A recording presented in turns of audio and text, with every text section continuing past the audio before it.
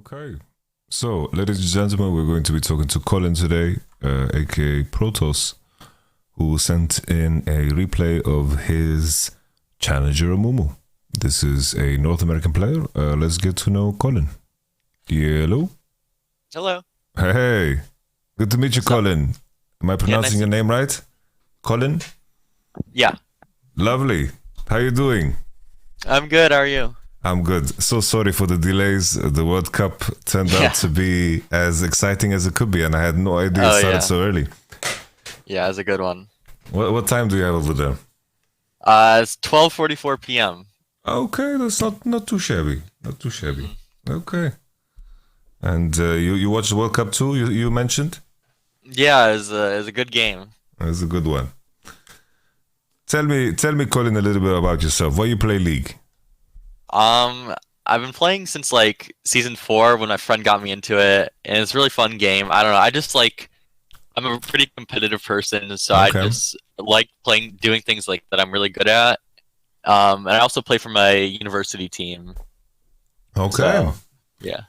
Yeah, I've heard a lot of mentions of the university teams, and I feel like there's such a wide range of players competing at the university level that the competition is very, very serious.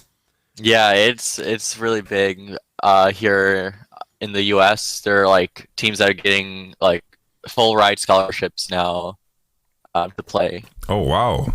Okay. And how's your team been doing in the recent year? We've improved a lot recently. We've gotten a couple new players this year. I'm one of them, but we're like GM Challenger average, so we've been improving a lot this year. Yeah. Okay, I'm glad to hear that. What kind of practice or what kind of hours do you have to put into a university team? How is it set up? For our team at least, we scrim around 2 to 3 times per week. Okay, And then obviously we have like our matches. It's usually on the weekend. So that's what it normally is. Right now we're like on a little break because some people are like traveling for holidays and stuff. okay, We just try to fit it around our schoolwork and stuff. makes sense, makes sense. And when it comes to practice, does the team have a coach? How is it scrimming against other university teams? I'm fairly, let's say, I am not so aware of what's happening in the university scene, so I'm quite curious. Yeah. We have two coaches. One is a former player that graduated Oh wow, recently okay. that want to stick around and help out, and then we have one coach that is currently going to the school also. And for scrims, we usually scrim other university teams and other like high-low amateur teams. Hmm. Okay. Yeah. And the structure, is it it's a league or is it a tournament? Is it best of ones? How does it work? Is it conferences, East and West, or how does Yeah, it we have work? conferences. We're in the West Conference where you play like round robin with I think there's 32 teams in the championship conference, like Okay.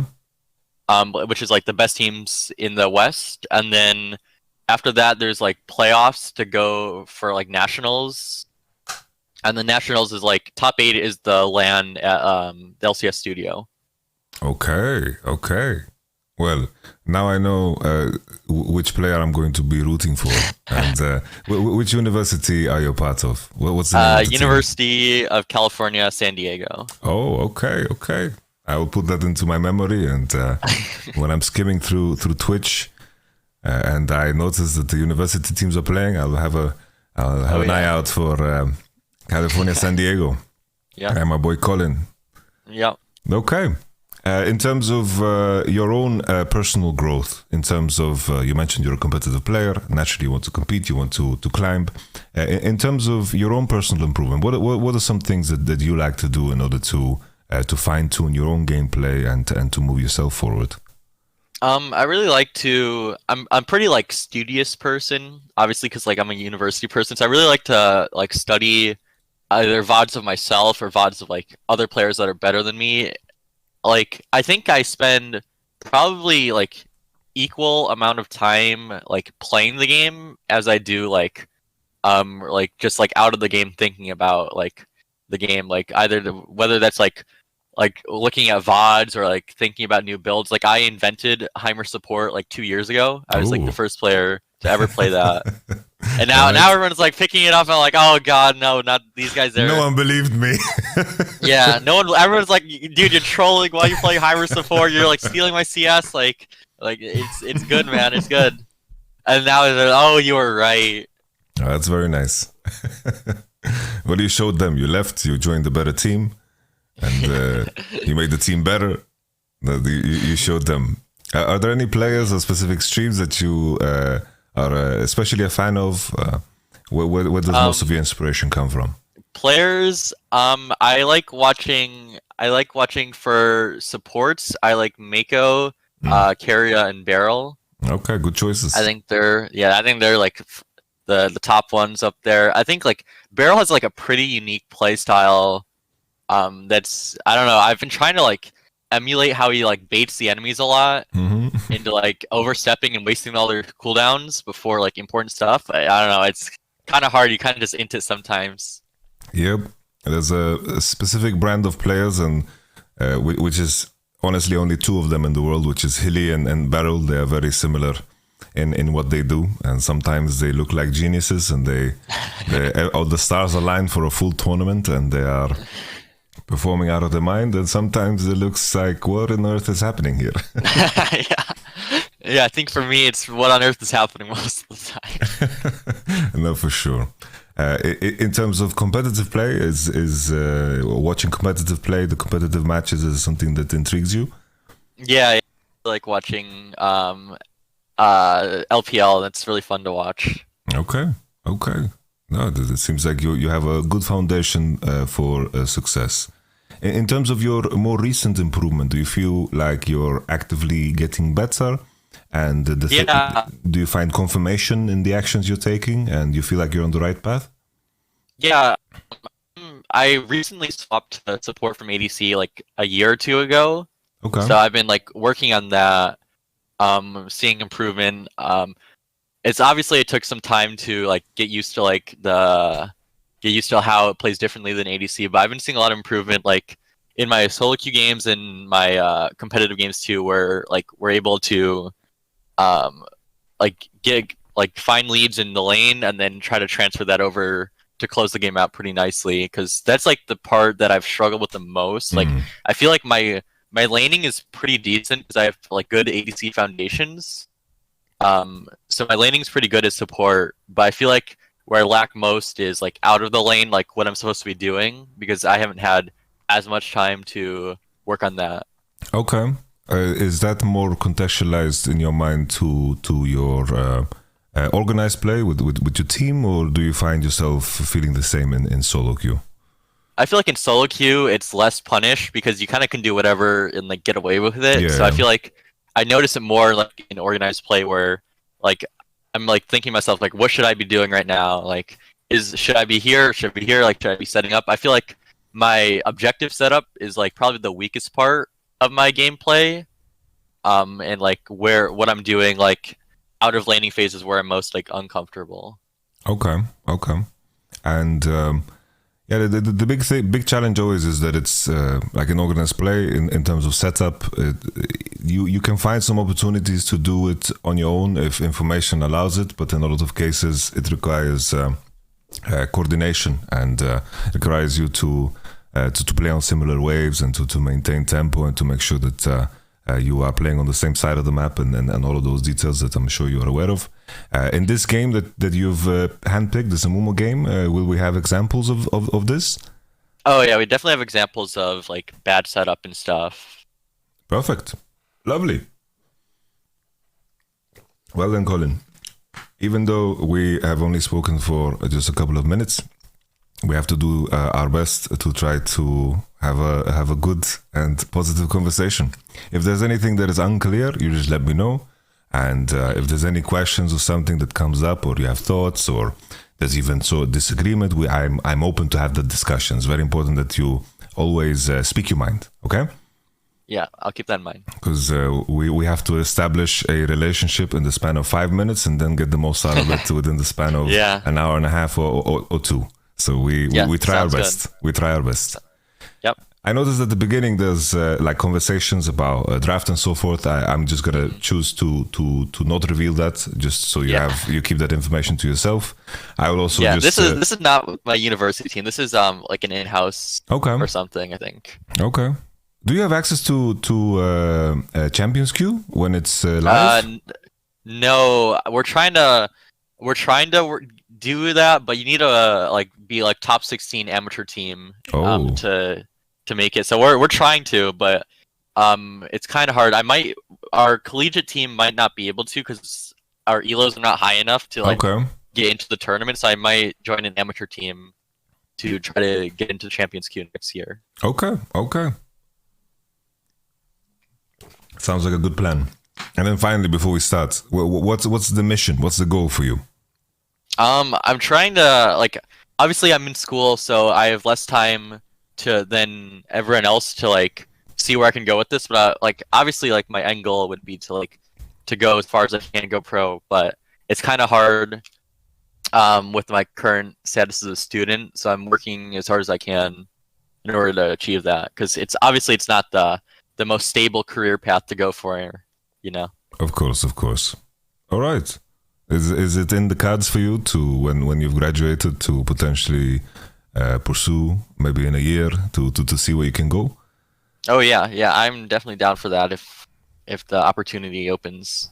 Okay, well, it seems like that's what you are setting yourself up for with what you're doing. Do you see the stream that I have opened up on Discord for you? Yeah. Okay. Yeah, I see it. I'll just fast forward till the game starts.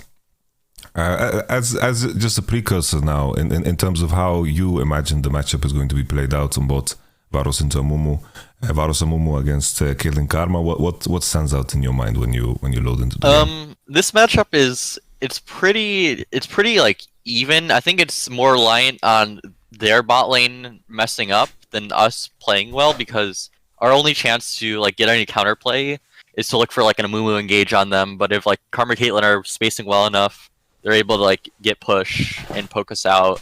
So it all depends. Like maybe we can get like a good level 1 start in the lane, and then we can look for like a gank on third wave when they crash, or like look for when it bounces, look for like invade with our Poppy jungle, because I know Poppy jungle or I know Silas jungle really likes to fight early. So that's probably what we were looking for. This game was a little while ago, so it's not like the freshest in my memory, but based on these champions, it's pretty hard to play into Caitlyn Karma unless you can find an engage on them before you poked out too hard.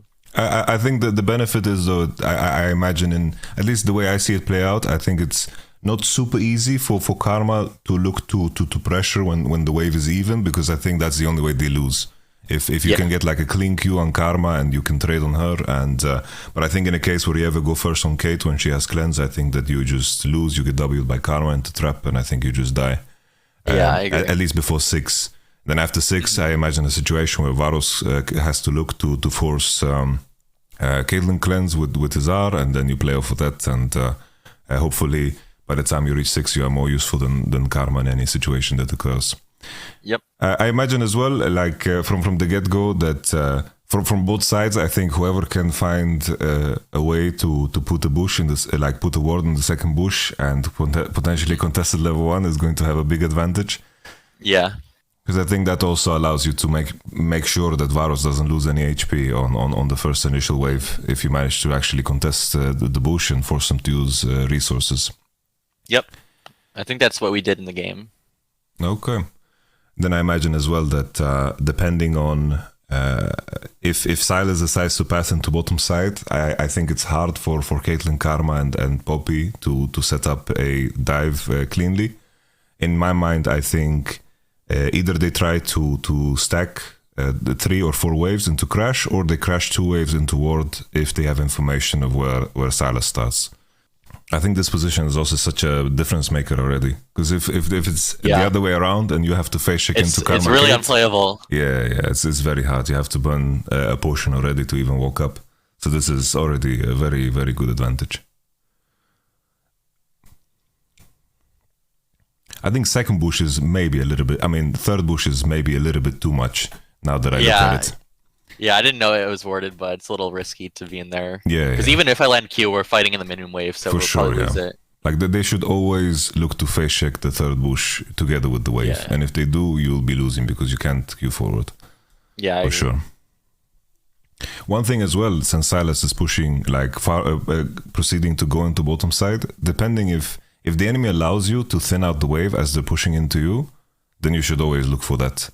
If they don't create a big enough wave to crash it into you, or they don't crash the second wave and it's still even by the third wave, and Silas has a window to potentially gank, this is where you're super happy.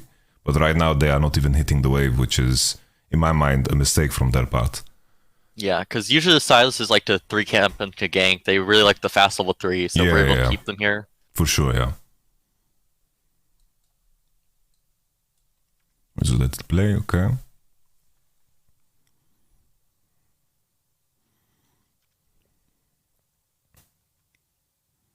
I think also with the timing of the second wave coming, as always, when you have to leave the second bush, I think that's also perfectly fine how you moved. Yeah, they're not pushing fast enough to crash the second wave. Because what becomes awkward here is that they have to give up so much space to ward. Oh, this was a very good trade too. I think the only openings for you guys in such a lane is if you can queue Karma, Poker, and that's it. But now it becomes so awkward because this is always such a very important gank timer on bot specifically, because solo laners get level 3 on this wave, but bot laners don't. You get level 3 on the next wave, and even if there's a situation where they are pushing the wave, they won't have any advantage with the additional XP. They just have a big wave, so it turns into like a gank timer. Sure, if Poppy is in river and that's what they're playing around, it could get maybe dangerous because you're fighting in a wave, but on the flip side, it can turn into an opportunity because these guys didn't walk toward at all for the Silas just yet. I wonder if in situations like this, it's like sure that basing is perfectly fine, but considering Karma got pushed out and Poppy showed on top, I think considering diving this Azir here is a play. But Silas decided to go for Poppy. But it's a very unique case, right? Because you guys chunked the shit out of the Karma and you don't need to be bot. And Azir is a wave crashing onto his turrets. And I'm not sure if Azir flashed before on the situation against Zed when he blocked his E. But maybe there's a way for him to be denied here. And then potentially Zed will be having a wave bouncing towards him and he will have XP advantage. And it could be quite significant. Yeah, maybe there's an angle there. I think Azir flashed when Silas went in also. So. Yeah. I guess I don't really think about like diving mid too much. It's not like a very common thing that happens. So for sure. Keep my mind open to that. Yeah. It's rare, but usually here, it's like a common mindset. It's like back when I was in Vitality, whenever you had a winning situation around mid, our thought process was that we are going to send resources into mid until the enemy decides to give up. In this particular case, right, getting the Z base first and having the wave crash into him against TP, that's perfectly fine, and that's still a very good outcome. Just that additional layer that if there is a situation where you're winning, force the enemy to send resources into mid, and then you scatter. In a different scenario, let's say Karma went straight to bot, and Varus is perfectly fine, and you are pressuring around mid, and you are pressuring Azir off to the tower. Usually that will lead into more bigger leads than in other cases. Yeah. Okay, we let it play. Are you a 2 points in Q on level 3 enjoyer? No, you max E on Amumu. Oh, okay. It's way more damage than Q, and you don't really get that much. Yeah. It's like something no one does for some reason. They always think, "Oh, Amumu's best ability is Q, max it," but no, E. I don't even know if I don't think maxing Q reduces the cooldown that much, but if you max E, you get like so much more damage. Okay, because in jungle, when I play Amumu jungle, I definitely max E, but then my reasonings are very different because I'm getting hit as well, so the cooldown goes down. Yeah, so from maxing Q, it goes from 16-second recharge to 14, which I don't think is that much. But when you max E, the cooldown goes from 9 to 5, and the damage goes from 80 to 200. So if people are like autoing you, you could get like so many E's off in one fight. Okay. Yeah, my thought was behind it as well is that you just have 2 Qs. So any additional, like, what is the base damage increase when you put points on Q? It's 70 to 170. Okay. But I think you get like because the cooldown only or the recharge is only 16 to 14, so then you get 2 seconds from it, or you get 4 seconds from E. And E has a really high base damage at 200 at rank 5, and you also get like the physical damage reduction goes up. Okay. Yeah, I could see that being viable. I think that the thought process is just that you have two Qs and then you double dip in the gains, right, of cooldown and the damage. I can see the argument for both for sure. Mm-hmm. Okay. Okay.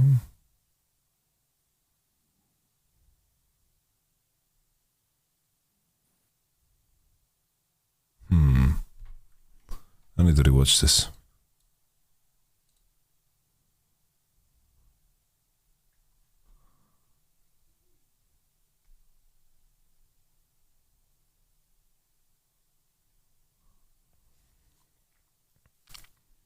Because I think the issue here is that Herald doesn't get pulled down. Yeah.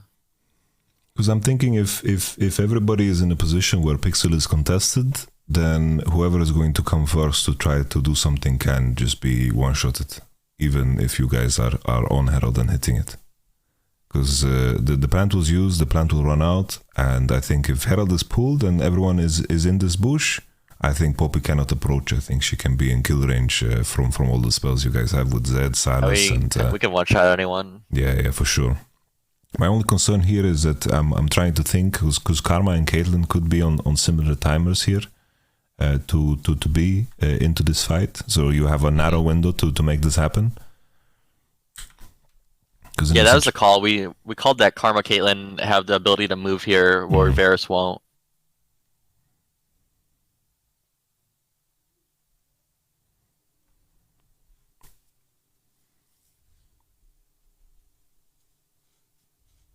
Okay. Gotta replay again. Because also if you pull it into bottom side, it's much harder for Set to actually participate. But if you're in the center, you are gonna end up being sandwiched. Yeah, it's kind of hard. We're just trying to as many people get out as possible here. Yeah. And then Varus gets a lot of plates here at least. Another thing that we also did was in a situation where Varos decides to push this wave, and Varos is pushing second and Kate doesn't show on bot. If you don't have the champs to kill Herald fast enough, just pulling it to unleash it is also a play. Of course, it's less effective now ever since they changed how the aggro works. But in a situation here, if you reset the Herald and the enemy team has to wait for the Herald to come back and Varus is already hitting the bot wave tower, it is such a big win. It is insanely big. Mm-hmm. That's interesting, yeah. Because usually here, what we would do in the team, and what I've seen also in most common practices here is, if in a case where the enemy AD doesn't show on the bot wave and Varus pushes the second one, then we would always just unleash it, we would wait, and then Caitlyn needs to make a decision. It's like if Varus is hitting there and then they start Herald while Varus is hitting, it's almost crazy, always losing, So it's very losing for them.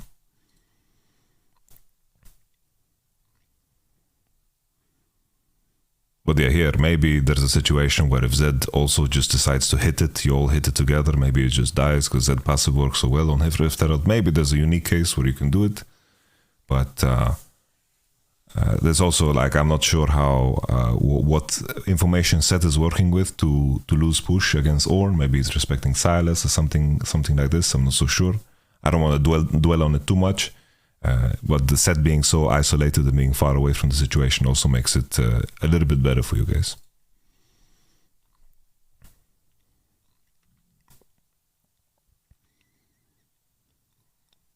Okay. And of course, how you positioned here in the situation also, that goes without saying, but I'm sure you know this. So I don't need to I'm not gonna sit here and say, "Oh, you missed this Q, missed this spell." It doesn't matter. These things. This is not what we're gonna sit and talk about. Then they can always one-shot you, especially because you're not playing Aftershock. Even though they can probably outplay an Aftershock anyway, I don't think Aftershock would save you because the damage is all delayed. They would just W into trap, into Q, auto E, and you are one-shot. Obviously, this is good to look for if that's what you want to do together with Silas. But I think this Karma is not Wing you for very long. She's kind of panicking. Yeah. I think. I think the way I saw it is we can burn the cleanse and then Varus could all, and then I could queue back to the minions. Okay. If Karma W's me, and if I really need to, I could flash out and we trade sums with Caitlyn. And then we could set up for Dragon Fight with no Caitlyn sums. Okay. I can see that. Yeah. I can. Because there's always the Q out angle on the minion because I'm past the minion wave, and that's probably enough distance. Maybe with flash to get out of Karma W. Okay. But I think I overchased it a little after she flashed. I like clicked toward her after she flashed, which made me lose a lot more health than I needed to. Yeah. But at the same time, also Karma waited a good 2-3 seconds to W. If she does it straight away when you Q Kate, it will always be rough. I'm thinking in hindsight if it makes sense to just like here this is a scenario where Varus doesn't have a lot of mana, so I don't know if he actually has mana to use all of his spells. I'm assuming the ult is 100 and Varus mana pool shouldn't be much higher than 400, maybe crossing to 500. It shouldn't be that big, and that's like the other layer. Like I think in other cases if you start with R and if you start with Varus R and she doesn't cleanse and you get to Q on top and he gets to combo together with the R, like let's say you hold your Q until the R runs out and then you Q after it, then she always has to cleanse. But if you start as Q, then she can wait to cleanse the Varus R and it becomes better for her, right? Yeah, that makes sense. But also, yeah, Varus mana is definitely a problem in this case. Yeah, it's pretty low. Okay. It's tough to break. Like they can't really break you guys, but it's also hard to find situations where you guys can go first unless you can kill the Karma straight up. Because it's the same with Poppy interacting. If Poppy can match Silas always, whoever goes first should be losing in theory. Yeah. Unless Karma gets caught or Caitlyn doesn't have cleanse and you can one shot her. Here also there's an option if you want to be in position to contest Drake. What you can do is just for the time being is that you as a 3 you step into mid here and contest the next mid wave, and then you let I think we wanted to drop Herald. Okay. Is what we were going for because we saw the Karma mid, so we're like maybe we have like a small window to look for something bond drop Herald if Drake spawns because they have to run down in order to defend if they want to. Okay. Because the way that plays out, right, is that if Zed pushes the next wave and Azir pushes the next wave and Poppy has nothing to do mid and she can be in position to defend bot, then usually the Herald play is not ideal, right? If they're already on position to hit it. Especially with the new Herald, it's quite easy to kill it. Yeah, it's pretty weak. Because if you want to look for a Herald play and the enemy already crossed into bottom side, then still the idea of going into mid as 3 is what is going to give you the highest point of leverage for it. Because you get mid prio, either they're going to cross these walls that you've placed and they're going to try to cross into mid to defend, and if they do, then you cross into bot and Zed is going to catch the wave that is under the tower because Caitlyn potentially pushed it, and then off of that you have control over river and then you have momentum towards Drake as well. Yeah, that sounds a lot better than what we did because we had a kind of really awkward like Drake entered some bot after this, I think. Because here, sure, I think it makes sense because Poppy is showing to try to look for an angle. In a case where Poppy is not showing and Azir just pushing that on his own, I don't know what Azir mana situation is or if he requires help or not, but Azir could have also matched the Z base and that would have been completely fine too. I'm not so sure what Azir, if he really needs the Poppy next to him as much as he has been. But Oh yeah, no, don't look. but yeah, the moment Poppy is showing on mid, this turns into a good play. What you're doing now. Yeah. If it's mechanically bad, I don't care. That's what I feel like you've been preparing me for. Yeah.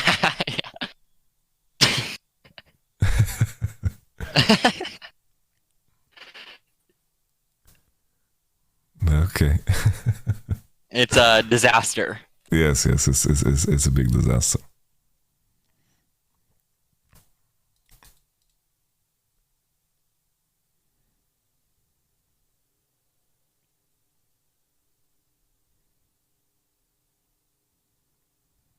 Okay. I need to go back a little bit further. The issue with this is that your decision has to be related to also the conditions of Azir.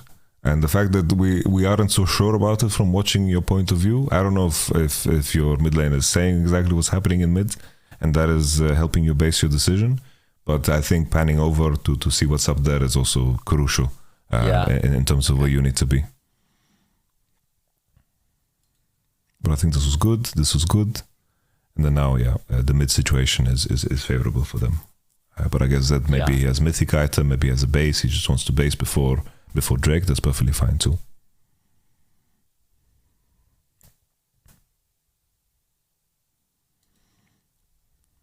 I guess the second issue as well with looking for this all-in is that just because Poppy shows on mid, I think it's good to look for the all-in, but there needs to be a quick play. And then in the other cases that you should be able to just actively look for the push and then to exit and then to group up with your Z through mid. Yeah, I think that's the better play for sure. Okay. Because usually when it comes to Drake setup, when you choose where you go as support, you want to go together where your jungler is, and you want to make sure that you go where you have the best odds in terms of a 3v3. Whether that's around mid or that's around bots, always depends on the game.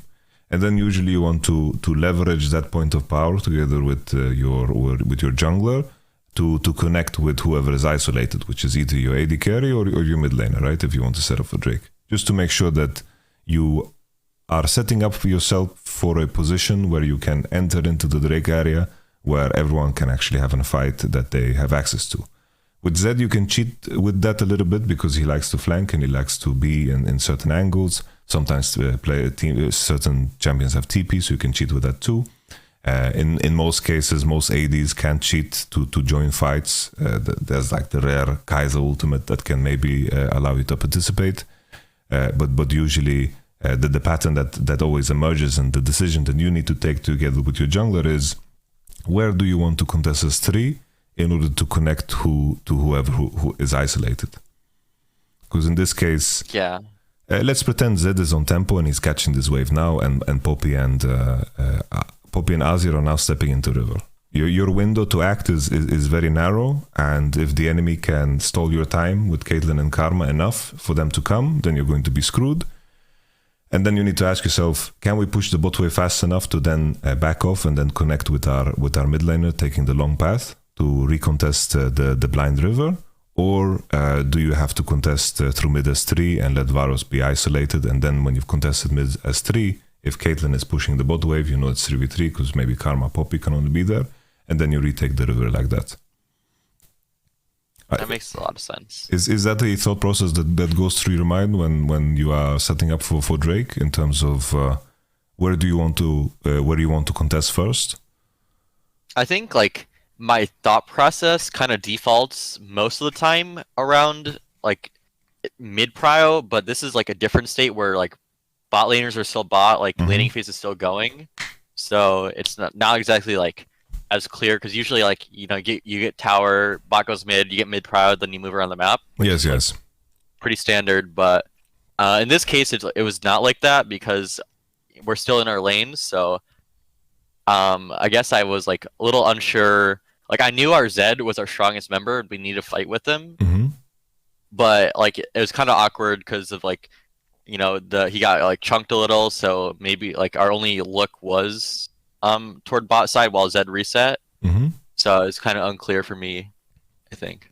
Yeah. This example isn't the best example, right? Because exactly as you mentioned, like the did base.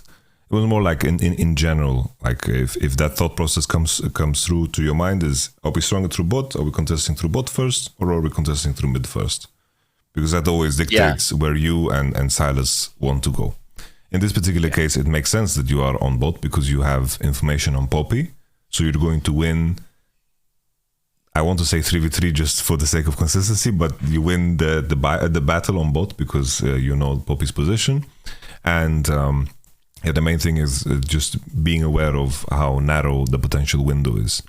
And then if you feel like you don't have an angle to fight, sometimes any bot lane is too strong to be engaged on, or there's a significant advantage, or maybe they just have the right combination of champs that allow them to be very safe and hit the wave at the same time. Like a Thresh Aphelios comes to mind. That's like the number one bot lane that likes to steal waves from enemies that they are not allowed to take. The other thing that can be done is that together with Amumu and Silas, as long as you're around mid when the next wave comes out, that's also another way to approach it. Right? So this next wave that will spawn in unison with Dragon, if you want to connect with that, that's also a way. But now I don't know the exact time of Drake spawning, so maybe the momentum that the enemy has already is already good enough for them to take it. Could be. Just as a more general idea that can be transferred to potentially a different game. Yeah, that makes sense.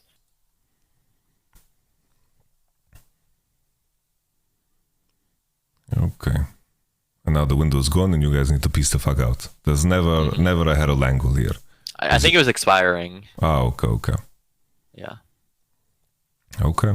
Then I think if it wasn't expiring, I think it's good to save Zed's situation by using the prior that you guys got to just step into mid and to push that that wave. I think that's like the best play, because then we can walk into Dragon through mid. Yes.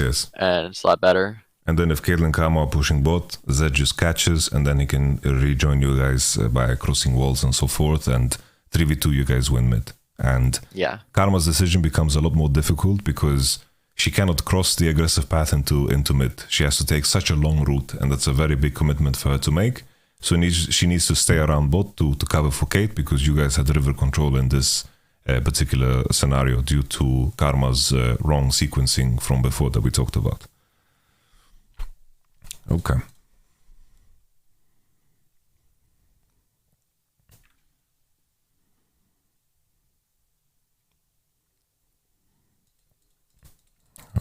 Okay.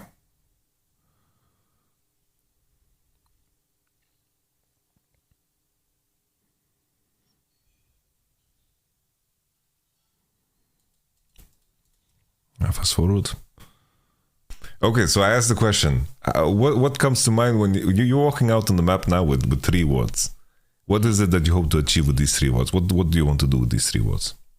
I want to get enough information to see like if they're looking to contest Dragon also. And then I possibly, something on my mind was I can drop my wards and then get a fast recall off, because I don't think they're gonna insta start Dragon. So that was like another possibility I had in my mind. Yeah. Okay, that's good. I think that you hit the nail on the head there with just knowing. For me, I always separate it into 2 things. There's fighting words, and then there's information words. When I think of information words, you place them with the intent of knowing which side the enemy is playing towards. This is more, of course, relevant. It's relevant early game too, because knowing where the enemy jungler is on which side of the map is very relevant to knowing what the enemy decision is, whether they are diving or what they are doing with the raves. You kind of know what the enemy's plan is based on knowing what the enemy jungle is. Later on is the same thing, right? Like if you see the enemy jungler crossing onto one side, that is already enough information for you to know that the enemy is playing towards a certain side. And placing those wards that cover the entrances to a part of the jungle, like in this particular case, you have this ward and you have the wards on the blue and also the river entrance here. These are, in my mind, information wards that allow you to understand the enemy's decision and also allow you to reshape yours. Because either they're going to show on these wards or they're not, and in both cases you have information. And then the other side is also, of course, fighting wards. When I think of fighting wards, it's always you see the LPL teams, LCK teams, when they are walking into dragon fights, they are coming in with 5 pings because they need to place these pings into the bushes they are fighting in, and 4 HP on wards is so much, and it's too much to hit during a fight in most cases. It allows you to phase check spaces, it allows you to control bushes and by sweepers or other pings. And I just wanted to highlight both. It's like here, if there's a situation where you as a team, you're preparing for this fight, to make sure that the bushes and bushes that the enemy needs to face check into are of course pink warded, and you deny that opportunity from the enemy. But I think in terms of my question that I asked you, I think you nailed the answer, so I'm very happy. I'm happy as well that you look out for that potential angle to place your wards into the base again. And then the main thing as well is that you already have 2 decently placed wards on the map, so you don't need to necessarily like place all 3 of your wards. And another layer to it as well is, just because we knew that Karma in terms of her tempo is going to be matched to you, warding in a way to bait her sweeper is also good. If like in this case you did it, I guess it looks like it's almost unintentional, but it's still pretty good. Because she's only using sweep to clear 1 ward, and then you've already achieved something good. Always when you place your wards, you want to place them in what's the opposite of close proximity? Far away proximity. Far proximity. Just to make sure that they don't get covered by the same sweeper. Because sweeper as a tool is... Until Graves walks in with Umbral Glaive, it just ends your life. yes, the fucking lawnmower is just clearing everything. This is very strange for the game. It's this. I hate it. For sure, I'm with you there. Okay. Because here as well, like you place this ward into the pixel, but you could have potentially replaced that ward above the ramp again because Karma user sweep. That could be like an angle, knowing that they only have 1 more sweep. And then if they want to sweep that ward too, you already know they use 2 sweepers. And then they won't have sweep for the actual fight, and then you can be a lot more liberal with your 3rd ward. As a thought process that it's important to counter sweepers, and it's also important to counter wards. I'm assuming you already counter wards, but that sweeper layer of it is something that is less common. Yeah, I guess that's not something I thought much about. Because here, for example, placing a pink here is decent too if you're planning to angle for this fight. I think we decided against the fight because we couldn't get Ornn to come with ult. Okay. Yeah, Seth will always, because he bought Hullbreaker, he always decide if he can hover into the play or be on the wave. That is kind of the weak part about Ornn now, because he just can't, as you mentioned, can't participate. Okay, that's fine. If that's the case, keeping your pink ward is also good. We don't like when we feed pink wards into the enemy. Because here the enemy plays quite well. Here the setup to 2 things. That they are 3 around mid, and on the Varro's base they have Azir into bot. He can push for free. And then off of this they can always choose. Usually... If Caitlyn, Karma, Poppy, if red side team believes that they are stronger, they can always choose to match your decision. Meaning, if they see through the information that they can gain from getting mid prio, if they see that blue side team is stepping into bot side river and crossing wards that have been placed, then they can choose to match. And then like this, you can always be in a position where you don't trade if you don't want to trade. Yeah. Here in this particular case, I'm not so sure if Caitlyn has Mythic or Karma has item. I'm assuming Karma doesn't have item because of how far she lagged behind on spell thieves. But if there's, for example, an item advantage and they are stronger in this moment in time because Set can move, and they, for example, spot you here crossing into bot, then they can safely assume that blue side team is not going to be able to do the Herald. it is going to have to be a very cheesy play. Set can potentially put a pink on it, have a ward on it, and then they can choose to always match your decision.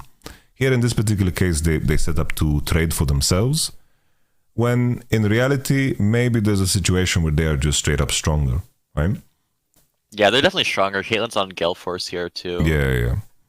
Because if that's the case, they should wait for your decision, just maintain pressure.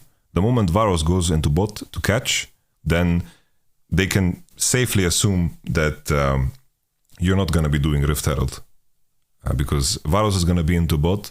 If there's a situation where Silas and Zed are pushing towards Rift Herald, then Caitlyn, Karma, Poppy can push mid and then just dive bot together with the Azir, right? And then they will just win the game. Yeah. But here, considering you are weaker, you are very happy to just trade the Drake for the Rift Herald. They should be... like, this is a mistake on their end if they're stronger.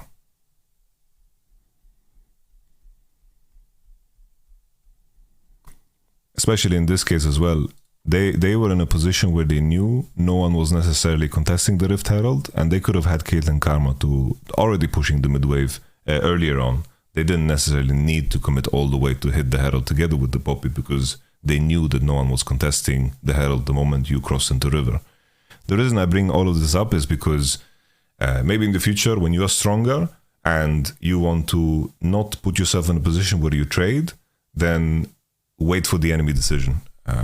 Varos showing bot will already reveal so much, and then you can base your decision off of that. And yeah, then, it feels like so bad when you're ahead to like let them like get anything. Where you're like, we know we can win a fight, but they still got dragon somehow. Like that just feels bad. Yes. So basically, the pattern that they should follow is. Here, of course, Karma doesn't have spell thieves yet, so she can't put down wards. So maybe here, as Amumu, you didn't even get spotted when you crossed this pixel. But ideally, the setup that you want to create is Caitlyn, Karma, Poppy, push mid, place wards first, go back into mid, and then based off the wards, hopefully you will spot the key people, meaning the support and the jungler. Wherever the support and the jungle is, that is where the enemy is actively contesting. And through that, you just walk into the same side that they are contesting. And then you are always matching in a situation where you're stronger. Here in this case, they just wanted to get the Rift Herald. They went for it, and you managed to get the trade because there was a ward here that was decently placed and allowed you to switch up.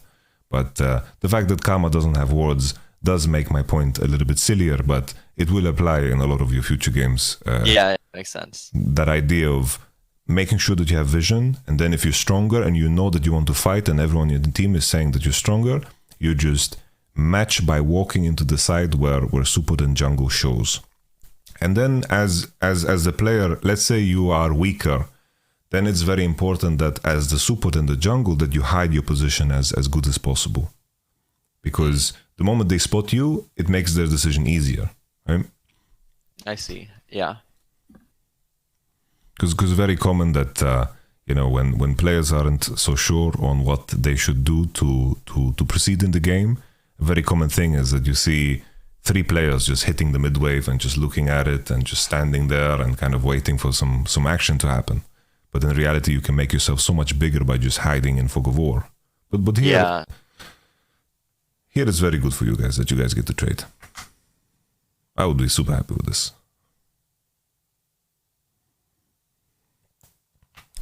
Another thing here, you shouldn't necessarily be hitting the wave.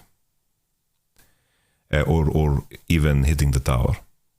Here always, if you're trading side, whoever's basing first and re-entering and pushing these guys out is going to be at an advantage. Basically, this is your moment to win tempo. This is a mistake I noticed, like, because they got a lot. They dropped Rift and they got a lot because we were so late to it. Yes. Yeah, because like Silas is taking Gromp, I'm taking Wave. Like, it's pretty bad. It's like it's good to take the camps, but the fact that you're showing makes their decision so much easier. Because the longer you delay to base, the longer they know that they can push and dive whoever is there. But if there's a situation where you start to recall, and of course in this case Ornn died, so their play becomes a little bit different. But in the case where Ornn is alive and he's on the tower, and let's say you start basing, if the enemy team tries to attack the second turret, the enemy will be sitting on a lot of gold, they won't have wards, they haven't had base, and you come out fresh. You come out fresh, Silas comes out fresh, Ornn comes out fresh, hopefully. They won't be able to dive, and then you can begin to push even before they based. And then the enemy will have a situation where their tempo is completely fucked. But as long as you're showing and Ornn is dead, they can make a very easy decision.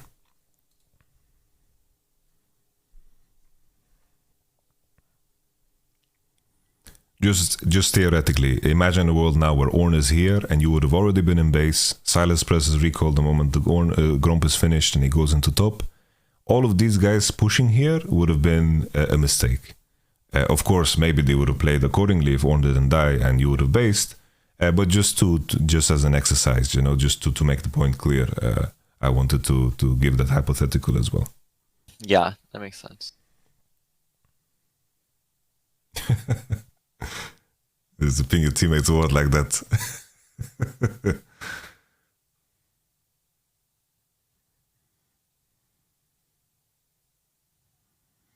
Even now, right? It's like Varos decided to push another wave. If there was a situation where he and Silas based, maybe there would be a situation where you can actually chase the enemy out and you could cancel the recalls just because you have a base advantage. The enemy wants to base, and of course, if there's a situation where you fight there and you have item advantage because you spent your gold, could be beneficial. Or they just get pushed out and you have an even bigger tempo advantage because you've cancelled their recalls. But now it became very clean for them because they took tier 2 and Varos pushed the second wave, and now they can match you guys very easily, especially in a world where Hextech portals exist. But this is a good play from you. I like that you pushed her aggressively into here and you move into here. I think that this is very good.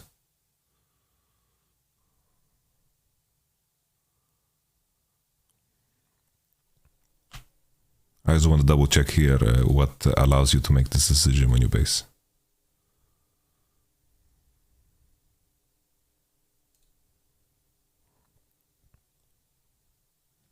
Because something that you could have done instead of going for this mid-wave, which is, going for the mid-wave is fine, right? It's like, it's a decision to go for gold or not, is to then of course instantly cross into enemy jungle because you know that their base is late.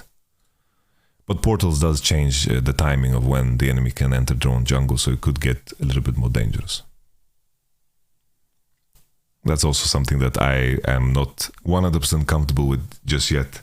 The timings of how fast you can get into your own jungle with portals. Really quick. Yeah.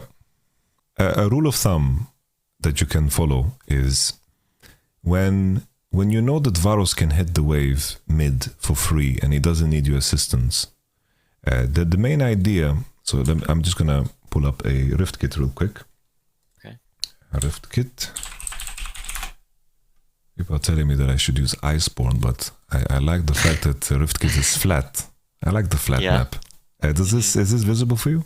Yeah, I can see it. Okay. So basically, the usual setup that you want to achieve, something that you mentioned yourself, you like to watch LPL. The setup that they always look to do is that they want to create enough vision around mid that allows the AD carry, which is usually the person who's around mid, to contest the wave mid without being in danger of the enemy fucking them up. And usually this is done in a way. Of course, there's situations where any vision can't save him. Let's say you play against Shaco, he can go with invisibility. Maybe the enemy team has a Twisted Fate. Then maybe you need more members around mid to make sure that your AD carry is secure when he's hitting the wave.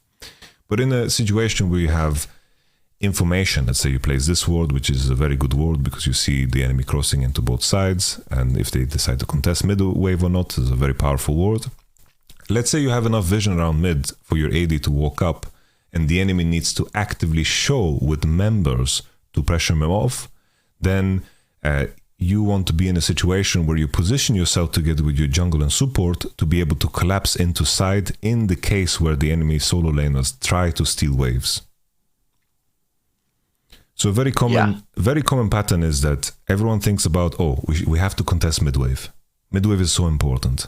But the main thing, something that happens at a very high level is that the enemy solo laners are just pushing the neutral waves and leveraging the fact that enemy jungle is showing on the mid wave, enemy support is on the mid wave, and they know that they can steal the wave and then back off in good time. Very similar to lane phase, right? Sometimes you can steal the wave because enemy Poppy was showing mid and enemy Azzy was showing mid. You can steal the bot wave and then you can walk out, and then the enemy's play becomes non-existent. Because even if you have mid prio and the enemy steals both your side lanes during this time, it doesn't matter. You don't really have a play because you don't have a wave to play on. And then you have to rinse and repeat. And the main thing that is so important is, like in this particular scenario, in the replay, in this particular scenario, this wave that is coming, that is on the bot side, it's so important that you defend it.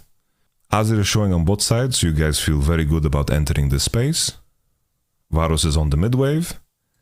Here it's a unique case because Zed died and he's not on the map. But what you want to look for here is if Varus can push this wave for free, and he can push, how you position as Amumu and Silas is that you make sure that you can collapse on the guy that is on side.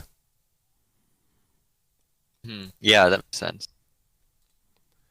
Maybe this is not the best example, because this is like a unique case where you want to contest for Drake and you want to maintain a setup, and Zed was not on time to be bought. But imagine a world now where Varus is pushing mid for free and this Azir was looking on the next bot wave. You could have potentially collapsed on this guy already, right? Yeah. And that's why so commonly in LPL, the main reason why in LPL they often have the situation where post 25-minute mark, you just see everybody crossing through mid. And you see 5 players on both teams crossing through mid. Because they know the moment one person is on side and showing, that the team that is 5 around mid lane, and I'm saying around mid lane, not on top of mid lane, basically around in the area, in the vicinity, ready to fight, is that this person who's pushing side, the team that is 4 around mid lane, they cannot contest, they'll be pushed out completely, and the person who's on side will get pushed out by the rest of the members. And these arrows, these angles are so important because they allow you to actually cross into bot or into top in the case where the enemy solo laner is out of position. Of course, this becomes a lot easier in cases where only one objective is relevant. Let's say it is the 4th dragon. Then in this case, crossing through 5 is mid and then creating a situation where if the enemy solo laner is trying to push that wave, that you collapse on him as a reaction. Then it becomes very clear why these teams post 25-minute mark, when objectives begin to complete the game, meaning Soul or Nash, it completes the game. In most cases, if you successfully take these objectives, you win the game. In LPL, often post that minute mark, everyone's just grouping, doing NA, ARAM, in theory. Yeah. And this is exactly the reason why, But the main lesson in this is that when teams try to replicate this, is that the jungle and support, they are too close proximity and looking too much on the wave, instead of reading the information that the enemy gives. If the enemy is not walking on that wave, what does it mean? Either they are not on tempo or they are afraid already of the jungle and the support. And usually what they try to do is they try to steal away sideline waves. They try to make a play on side, and then you can look to actively collapse. And then this wave will be pushed, and in most cases, this wave will give you some kind of information. Maybe the enemy AD carry is catching it, and then you know that you outnumber in river. And then you can achieve this play where you set up on this wave that is coming a lot faster.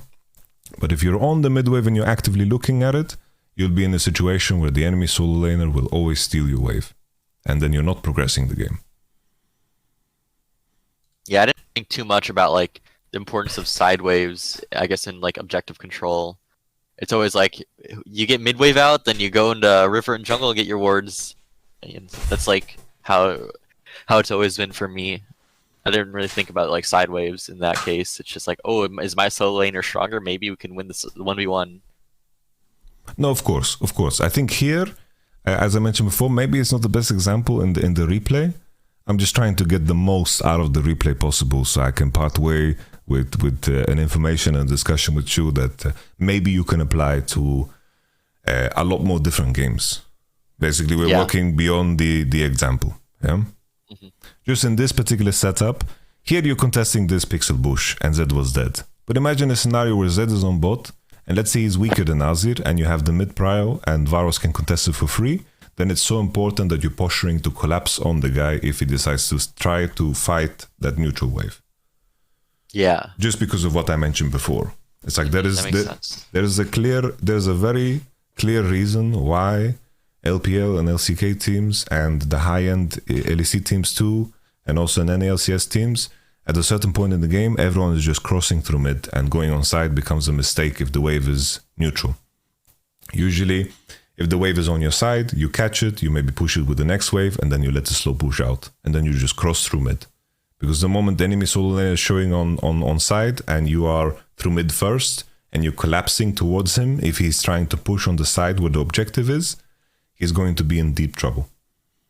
And he will get pushed out, and the enemy will lose complete position over it. Yeah. Let's see how this fight goes for you guys. This looks like a very juicy Amumu ult. Okay, just ships you away after you've done your work. We take that.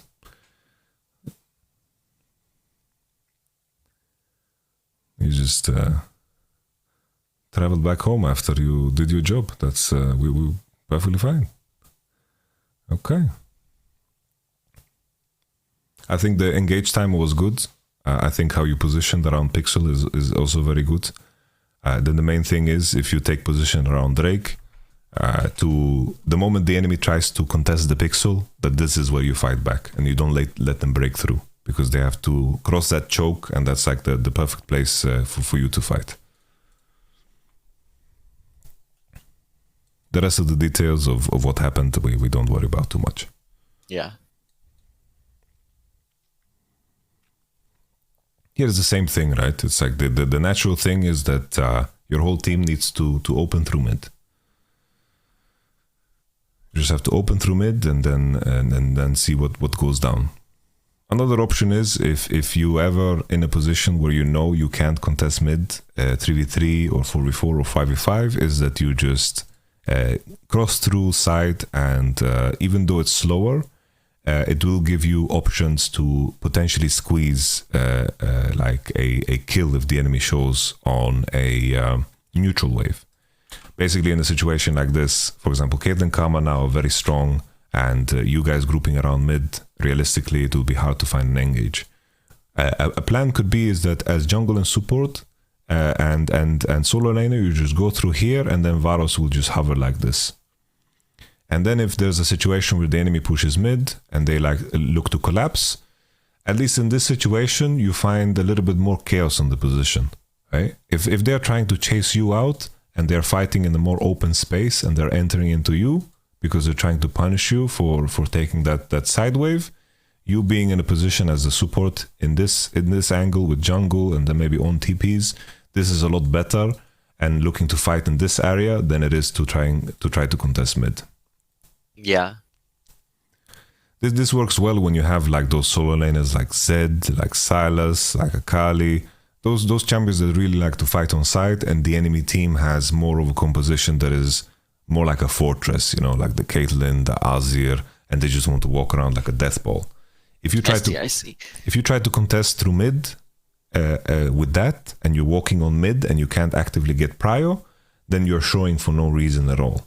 And realistically, you shouldn't be able to get prio against Caitlyn Karma in this point of the game unless you have a tempo swing and you know that you can stay in these bushes and you can just insta-engage on them as they try to walk up. But just as an additional idea is that if it's hard to contest through mid and you feel like you're completely useless when you're walking on mid, liberate yourself and go through side and follow your Z. Okay. You know? Mm-hmm.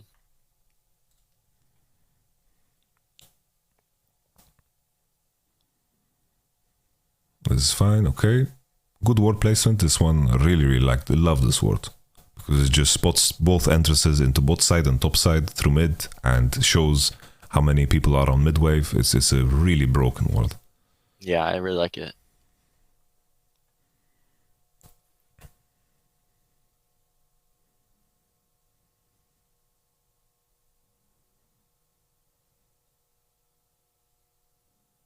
Okay, you're a madman, but I like it. One is here. You want to just fight?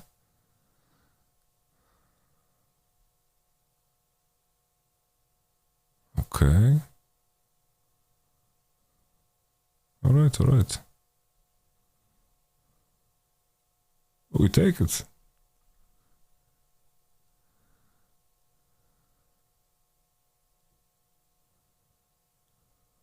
Now I'm just mostly interested in terms of how you defend or use your Nash.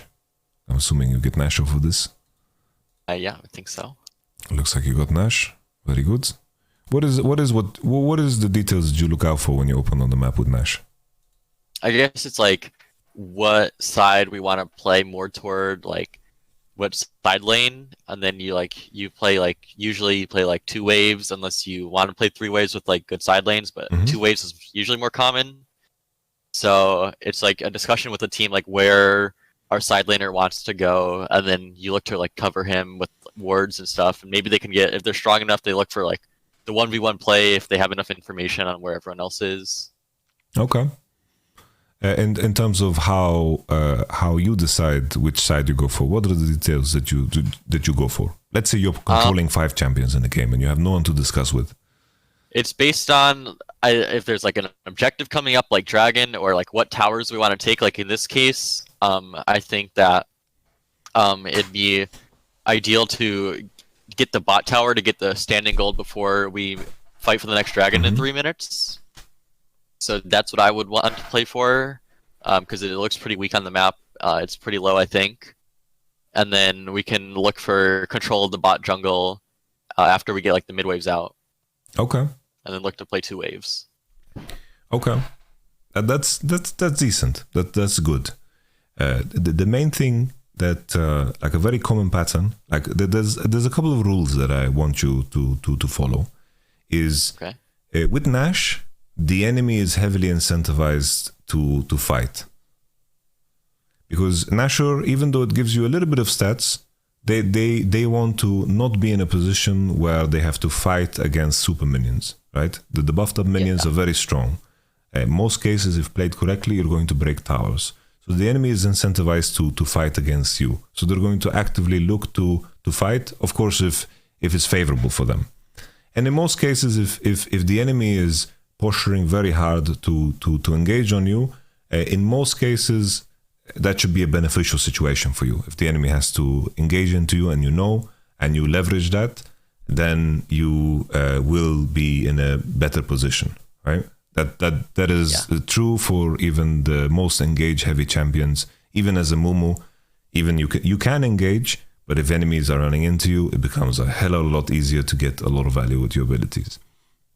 So it's true for almost anything. I think the only thing that is not true with is like Ash Arrow, because of how the duration extends depending on how much it has traveled. Another layer of it is you have to first gain information. Like in this particular case, you know that Caitlyn and Azir, and also in this case Karma, is dead, so you'll have a tempo swing off of this Nashor. In some cases you don't have a tempo swing, and let's say you've stolen a Nashor away, and the enemy has pushed you out, and you're basing in bushes, and you're trying to just get away with Nashor. And as you open up on the map, the main thing is, are you allowed to, if you have information that allows you to scatter to sides, then it's okay to do so. But if you don't have any information and the enemy has a tempo advantage, it's very open to just cross through mid. And then, depending on the enemy decision, you'll be able to also make your decision. Either they are showing on mid, and then you collapse on side wherever the enemy player is trying to push. Same theory as before, right, that I showed on Riftkit. You cross through mid, and then if the enemy side laner is trying to push out the side, and they are not contesting mid as 5, and you're pushing out with your Nash buff, you make sure that you put vision so you can't get engaged on, then you cross into the side that usually has the wave closer to you. Another thing that LPL teams and the higher end teams really like to do is, if the wave on top is close to you when you are doing Nash, then you just send a solo laner to just kill that wave, and then you play on the opposite wave. Because if you have Nash and the enemy tries to race you, they will always be losing. So if you are pushing a wave out and then you're defending the wave that is closer to you, you can always put yourself in a position where you can play on that particular wave. Often, a habit that I see from a lot of players is that, oh, there's a big wave top, I want to walk towards it. But the issue is, if that wave is on the enemy side and they can clear it before you arrive, you wasted a lot of your natural. So if I was to think about this particular natural of how I would play it off of this base, I would ask Zed to push this wave top, and then we would look to play on the bot wave. We're going to cross through mid. We don't need everybody mid because we know that Azir is dead and Caitlyn is dead and Karma is gone. So we can enter into their bot side jungle very quickly with all of our members. We can just send Varus into mid, and then the rest of us are going to go into river, and we can send one person bot. We're going to start pushing, take over their full bot side jungle, and then we will play on 2 lanes, as you mentioned, because we're going to have vision in their bot side jungle. And then the moment we can take the deep wave on the second tier, the second tower on bot, we just commit all the way, take the tier 2, because that wave is going to crash much faster on the tier 2 than the mid wave that is coming up. So we just make sure that we are grouped when that time comes. Because we don't want to be in a position where Varus is isolated on mid, and then we are committing into bottom side. Because if we 4 on mid, and the enemy decides to be 5 on bot, then they're going to defend that wave, and we're not going to accomplish anything. Right? Yeah. Can you imagine this sequence that I've mentioned? Yeah, this has definitely happened where you're like, ooh, there's a really big wave pushing. I want to go give that Baron. Yeah. And then, like, enemy kills and you're like, oh, okay, I'm sad now. So But yeah, that definitely makes a lot of sense. You don't really need to go to the wave because they have to send someone pick up that wave, and then you'll be on time on the other side of the map. Yes. Because let's say we want to play on this wave that is stacking top when we're coming out of map. And then let's say they send one person straight top to kill that wave. Because that wave is closer to their tower, they can be there ahead of time, depending on tempo, of course. If the enemy team is completely aced and you can start pushing on top and you have a tempo advantage, then it works. Right? But some cases it doesn't work. So I just wanted to cover all cases, just so you always know which questions to ask yourselves as you're opening up on the map with Nashor. I see. So here I would say Zed just pushes top or just ignores it. That's perfectly fine too. And then you just go straight into their bot side jungle, let Varus push. And then when Varus is on the mid wave, you just make sure that you kind of stick around in case someone tries to cheese that wave or try to cheese kill him, which shouldn't be the case because Caitlyn and Azir just spawned and they were of course dead. And then you just enter into bottom side and this is good. For example, here Ornn going top is not relevant at all. What does Ornn really do top? He doesn't do much. He doesn't do much, right? It's like in reality, if Ornn here is here with you guys and contesting into this space and allowing you guys to face check for free, then it's much better. The only thing that you're hoping for that Ornn accomplishes is that he pushes enough to gain information for you guys to go. But if Ornn is with you, you don't need that information, right? Yeah. Because the only thing Ornn can do is he pushes, and then someone shows on the wave, and then he walks. But that's so much slower than the other way around, that you guys can just face check freely because Ornn is a homie and is with you guys. Yeah. He's also against like Hullbreaker set, so he might not even like be able to push that much. Yeah. He only puts himself in danger, he puts you guys in danger too. The idea of 1-3-1 is completely dead. Yeah. It's like 1-3-1 is the biggest myth ever told in League of Legends history. Really. I'm not even joking. 1-3-1 only functions if the enemy allows you to do so. So let's say there's a scenario where they are weaker and they are still matching you. So let's say they are 3 on mid, you're pushing mid prio, and you have your solo laner into bot, and that side you're playing into, and you see all of them the entire time, and then you send your solo laner into the other lane too, and you can push because you have perfect information. But if there's a situation where, as I mentioned before, the enemy jungle super doesn't show, and your top laner is pushing on side, maybe this is going to give them an opportunity to kill him and maybe trade effectively, right? And this is the situations that occurs. That's why I mentioned before, it's so important that if you're weaker, that you never show yourself. Yeah, I see. That makes a lot of sense. Okay. I'm glad to hear that. I love it when I make sense. that's good. Okay, this is cool. I think to consider is Here in this particular time, you are crossing through Zed's side, but here it becomes awkward for Varus to play because he's isolated. When you have Nash and you have a tempo swing, crossing through mid and just making sure that he has vision to connect with you guys after pushing that wave, it goes a long way. Because here Varus is isolated, so they can push and then potentially push you guys out because Varus will not participate. But it also comes with what Ornn decision is. That's also part of the problem. I see, yeah. Because here a wave is crashing on bot, but what can you really do with it? You can't do anything. Nothing. And you're getting pushed out because Varus is isolated and Ornn was pushing top. And now sure, Ornn pushed top, but what does it lead into here? Azir is going to catch that wave, or Azir is on top of your head and getting a fight that is very favorable for them.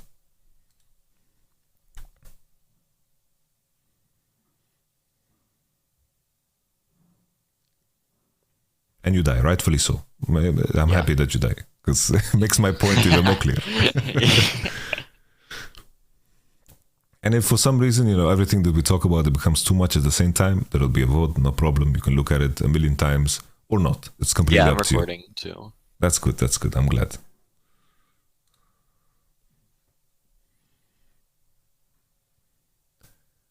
I made pizza if you want any. Yes, I want pizza. Whoa. Oh, sorry. Me too. Okay, the homies, the musketeers are fighting. And then Ornn is fighting on mid. He's vibing too.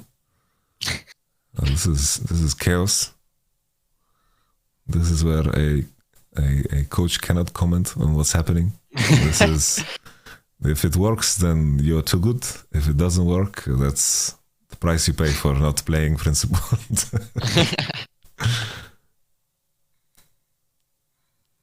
Okay. Yeah. So yeah, that only the bottom tower only dies because Zed fucked up. No other reason. There was no consistent play behind the idea of Nash.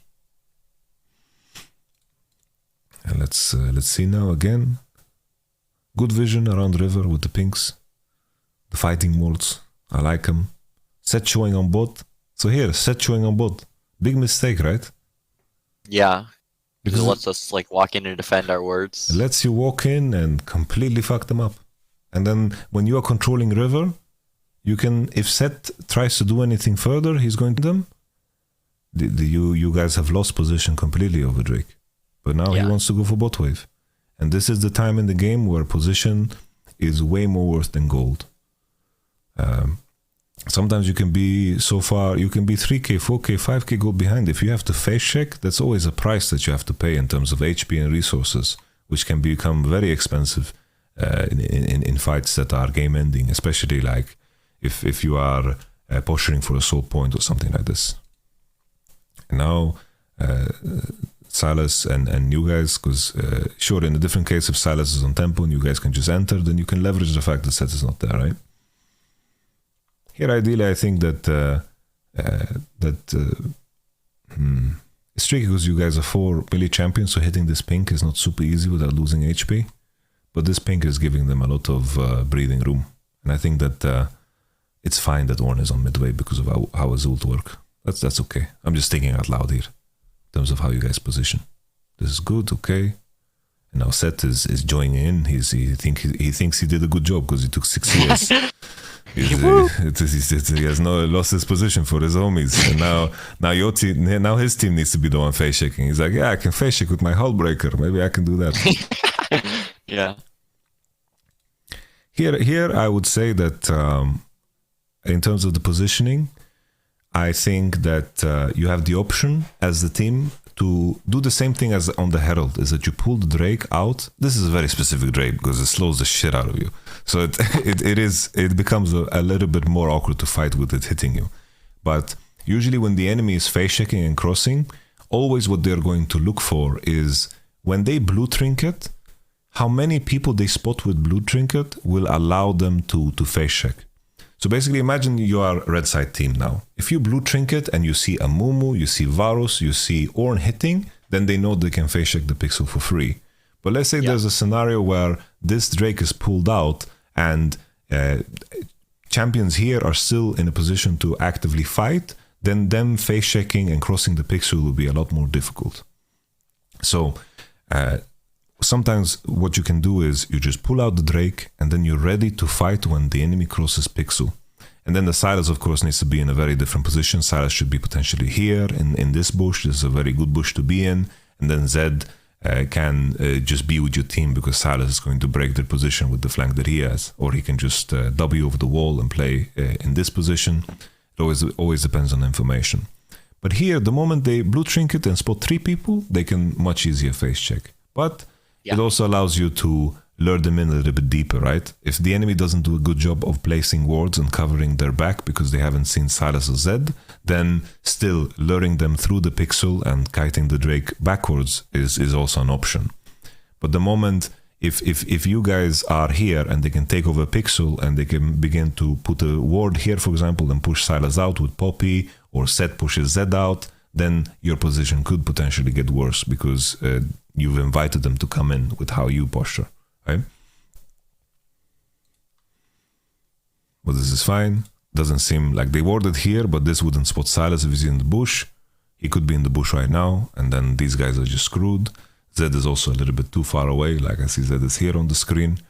I'm assuming this little blue mark is just a portal. Yeah. Because here, like, you are doing a very good engage with Silas. It looks like he's waiting for the raptors to spawn. Like, he's very far away. I got 4 of them. Yeah, I got 4 of them. But, your homies are not ready to go.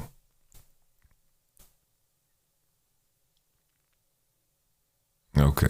But the ult was strong enough for it to be winning for sure. And now Silas gets to feel good about himself. You know, he's like, I was good there. I'm sure, bro, the raptors even spawned. I'm sure he was looking at them, you know, he had a little biscuit in the inventory or something, you know. All right. Okay, quick on the timing of summoners as well. Caitlyn cleansed. I don't know if you're going to time that. That's too hard. I don't know how to cleanse. Oh, man. Come on. You can do that. That's going to be your homework. It's like time cleanses. 3.5 minutes, but the Cosmic, it's just doomed. Come on, you're representing California, San Diego, my friend. I'll work on it. Especially if you're playing Amumu, you know? It's like the value of your champion is very dictated depending if the enemy has cleanse or not. So that's true. Can be a difference maker. Don't tell me it's too hard, man.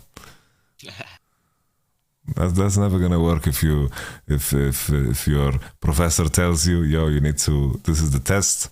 I'm pretty sure he doesn't say yo, but I don't think so. he doesn't say yo, but he says, yo, this. No, well, once again, I said yo. He's gonna tell you, you're gonna have to study this, and you need to know this in preparation for this assignment. And you're like, nah, it's too hard. Okay, that's reasonable. yeah, I'm sure he'll be fine with it. Yeah.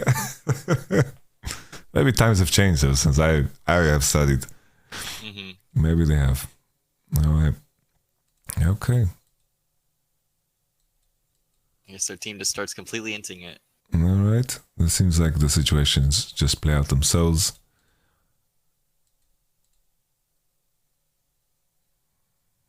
Okay. All right.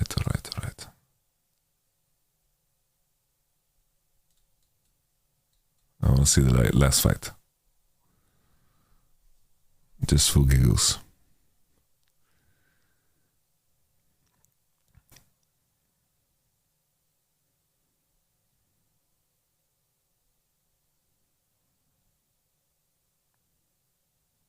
See, do you know if Caitlyn has cleanse or not?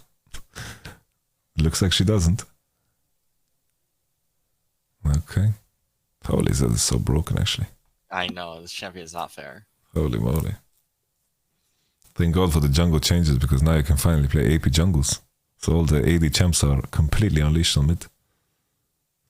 Alright. Okay.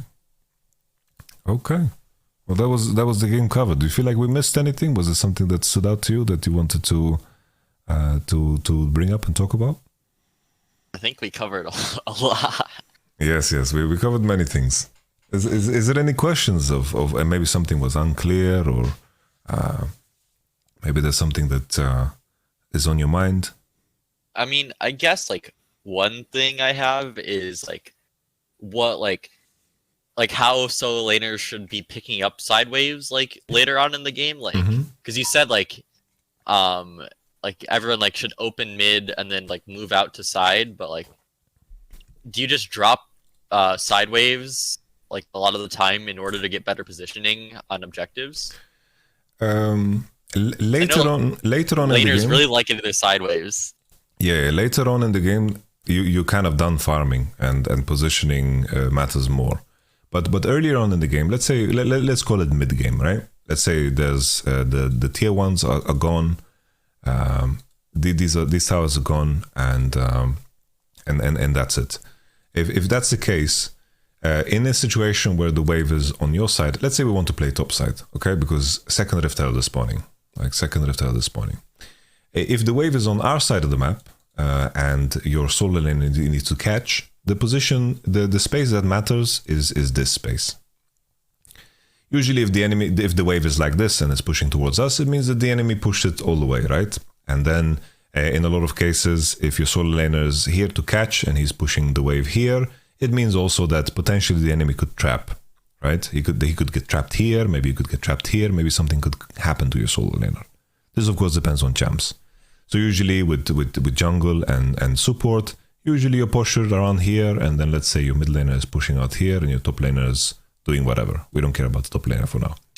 AD is catching, and as long as your AD can't get dove, it's fine that you are not contesting mid wave. Because you need to of course catch the wave that is here, and then you need to make a slow push. But the issue comes when you want to push past the neutral wave. Sometimes your champion has limitations, and the fact that you don't have control over river allows the enemy team who has control over river to push mid first and then to collapse on your top side. Right?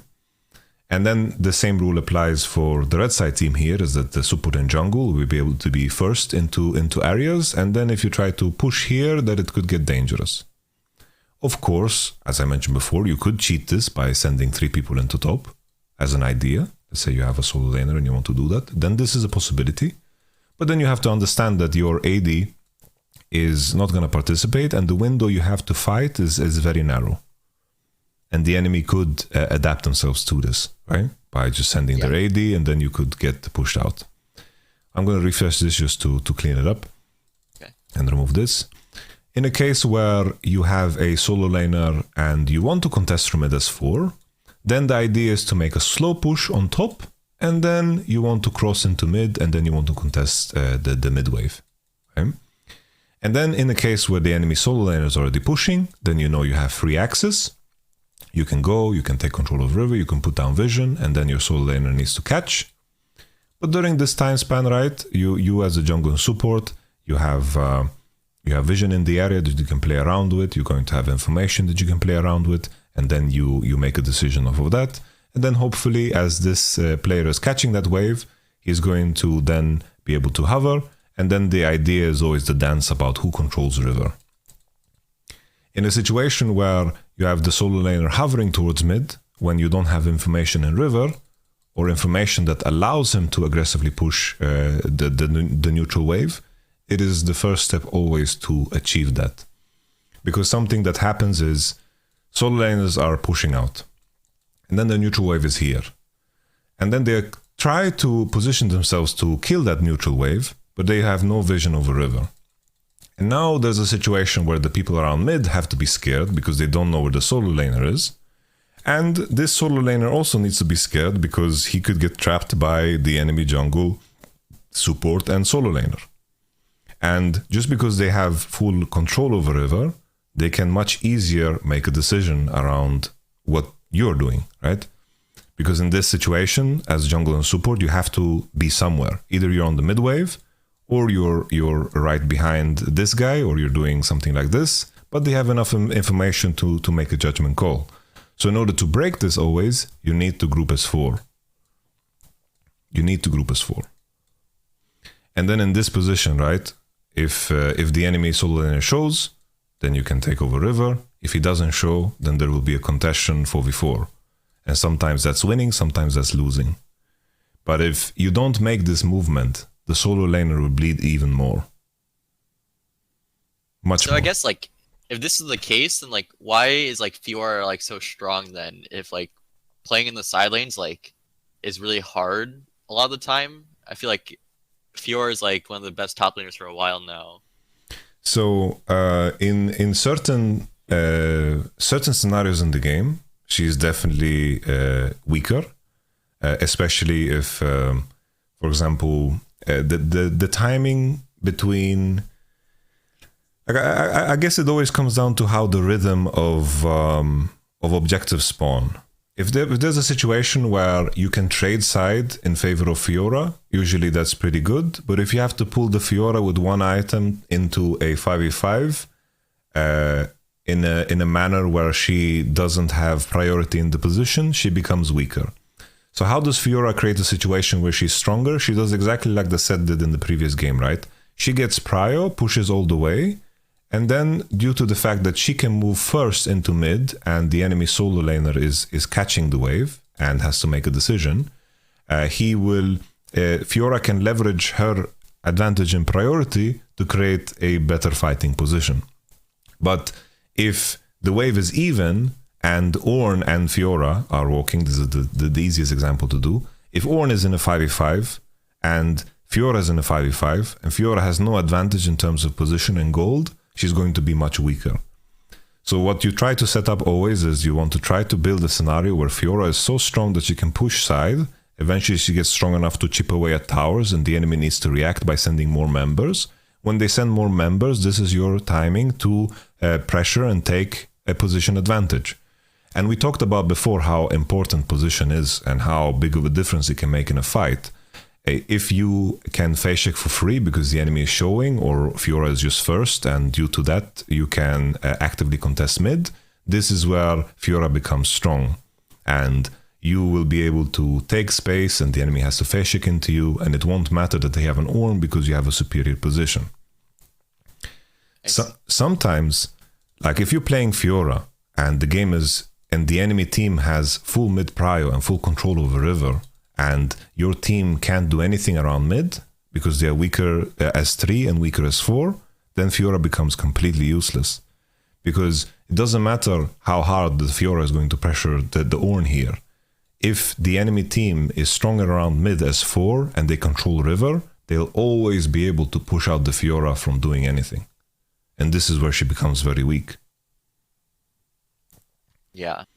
But in a situation where Nash is alive, and naturally, if the enemy team tries to play towards the Fiora side, then there is a Nash angle. This is where she becomes weaker. I mean, stronger, because she can play away from the enemy team that wants to play into her to deny her a potential play. A very good example is, I think, RNG in the best of 5 they played during the play-ins. There was a Fiora game where they did it very beautifully. Basically, Fiora was pushing side, and the enemy didn't know what to do, and she was chipping away at the tower. And when this occurred, they were sending members, and they masked and defended the Fiora by just hitting Nash the moment she was hitting the tower too. So the enemy team had to react and to defend, because in this moment, if they kill Fiora, it's going to be very bad for them. And then what they did in situations where there was setup for Drake was that just Fiora usually was in a position where she is going to generate more gold, right? Because on this patch, she was clearing camps much easier. Even now on this patch, just because of what she buys, she has lifesteal and AoE damage, she can clear camps. She will be able to farm camps, she should be able to farm plating, she should be able to hit potentially the tier 2. She should be able to generate a gold advantage that is significant. But if she's even and she's forced to group or the enemy has space to pressure mid into her side, Fiora becomes much weaker and the tanks reign supreme. I see. Does that make sense? Yeah, it makes a lot of sense. Okay. Anything else on your mind, Mr. Colin? I think that's all I got. Okay. I think that's good. We've been talking now for 2 hours and 15 minutes. I enjoyed it a lot.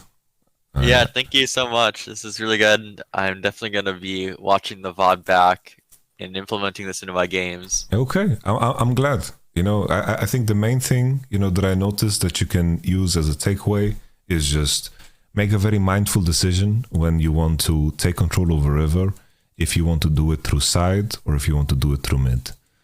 And if then the goal is always how do you connect as four on the map. That is always the game that you're playing. It happens early in the game. Already after first clear, it becomes very clear if you as a support, if you make the decision that you want to contest through mid, then your job as a support is to find those opportunities to be on mid when it matters. And that depends always on jungle, and that always depends on mid timers. Because, of course, it will be a lot easier for the support to cross into mid and have better base timers because she is pushing, in theory, because you've chosen to play through mid. And if that's the case,